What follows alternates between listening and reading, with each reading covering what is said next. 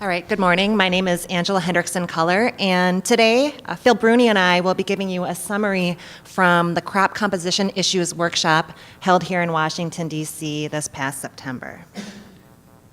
So I'll briefly cover the workshop itself, its purpose, and some of the attendees.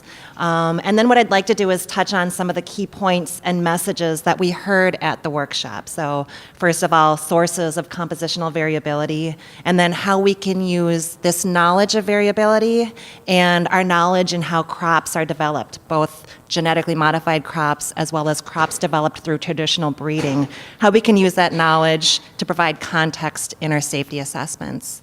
And then Phil Bruni will talk about the development and interpretation of composition data, and then the role that it plays in safety assessments. All right, so Phil Bruni and I are co-chairs of ILSI's Crop Composition Issues Task Force, Task Force 12, as Kevin just mentioned. And this task force was formed to address questions related to crop composition and how it contributes to the safety assessment. As we know, composition analysis is one component of the safety assessment of a GM crop, and it's used to assess the nutritional status of a GM crop compared to what would be considered its conventional or safely used counterpart. It's important to find natural variability of composition because deviations outside of natural variability may indicate the need for further evaluations. As you can see, the membership of this task force was very diverse. It followed ILSI's model of tripartite representation from academia, industry, and government. So the workshop itself was organized to identify and address topics related to plant composition from a scientific perspective. And what we wanted to do is evaluate our current approach to compositional analysis. In order to do this, we needed to ask ourselves a few questions. The first being, does the current body of evidence about transgenics and unintended effects still warrant the general application of substantial equivalence? We wanted to then take a step back and ask ourselves, though, what was our experience with genetically modified crops over the past 18 years? And how does this experience compare to what the experience that we have with crops developed through conventional breeding? If the application of substantial equivalence is still relevant, then we wanted to ask, how can this be applied to significantly contribute to the safety assessment? At the end of the workshop, what we hoped is that the participants would have arrived at a better understanding of the science behind and the role of composition analysis.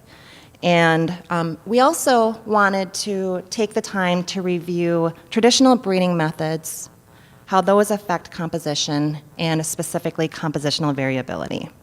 And at the end of the workshop, through these presentations and roundtable discussions, then we hoped that we would arrive at consensus and possibly make recommendations on how to move forward with a compositional approach. All right, so this is just a brief overview of the participants at the workshop itself. As you can see, there was a significant,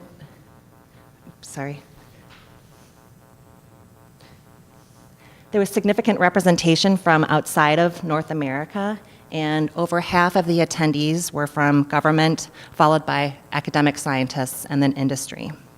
As Kevin mentioned, all of the presentations from this workshop are available on ILSI's website. And in addition, there are manuscripts and publications being developed by the majority of the speakers themselves. In addition to a manuscript authored by the facilitators of the roundtable discussions, which summarize some of the key points and consensus that were reached during those discussions themselves. So as of now, 14 manuscripts are currently under review or have been accepted with the Journal of Agriculture and Food Chemistry. And so we're expecting that a special issue should be out in the next several months. All right, so when we got together, this is a slide or something very similar to what a lot of the presenters showed at the beginning of their talks. And what we realized is that we were all there for a common goal. We're all there to talk about how we can meet the food needs of a growing population. So this slide was shown by Kazumi Kita, showing that the world population has changed significantly, as has the per capita income in the world. So with these increases then, the demand for food so shown here is wheat, corn, and soy, has drastically increased. So we know that the population is going to continue to grow. We know that we're going to need to continue to produce more food, so we need to come up with sustainable solutions. And one of these solutions can be the use of genetically modified crops. But in order for this to be a realistic solution, we need to make sure that we have science-based, harmonized, relative safety assessment guidelines in place. And in order to make sure that this is possible, we need to build on our experience over the past 18 years with genetically modified crops in order to make sure that we're evolving with how our knowledge of genetically modified crops is evolving. So we started off the workshop with a presentation from Sherry Flint Garcia. And what she did is she described a couple of her projects showing how variable crop genomes are.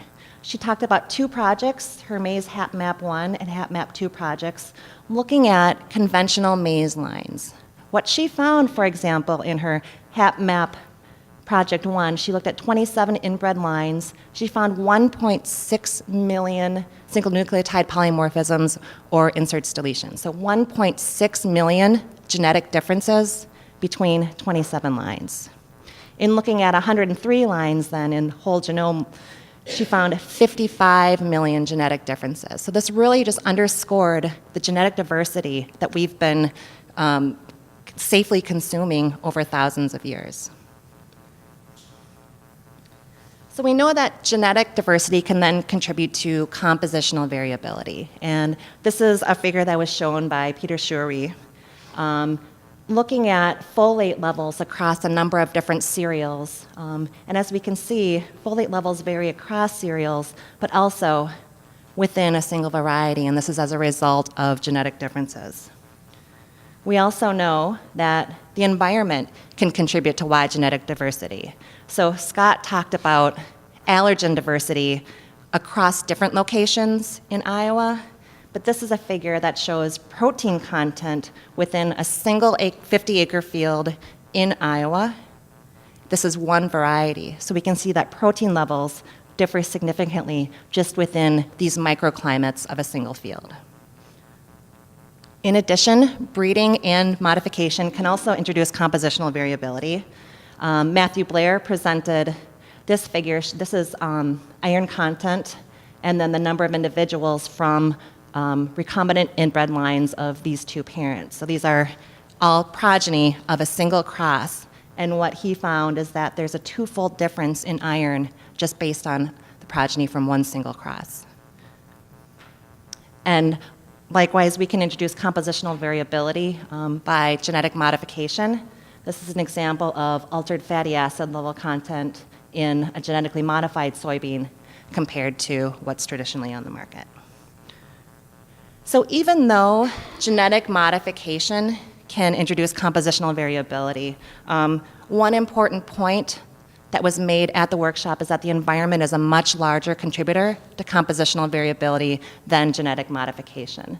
So this is principal component analysis shown by Peter Shuri. On the left-hand side here, the samples are depicted in color based on location grown and the year. And on the right, this is the exact same data, but the samples are color-coded based on whether they're control lines or transgenic lines. Things that are closely related will show up as clusters. Things that are not closely related will then be scattered. And what we can see here is that when you separate based, or when you color code samples based on location and year, you get really good not only separation, but clustering. So this is showing that the environment is a larger contributor to compositional variability than GM, because there's no clear separation in this figure between the GM and non-GM lines. So what does this mean? So we know that the environment is a large contributor to genetic variability more than genetic modification.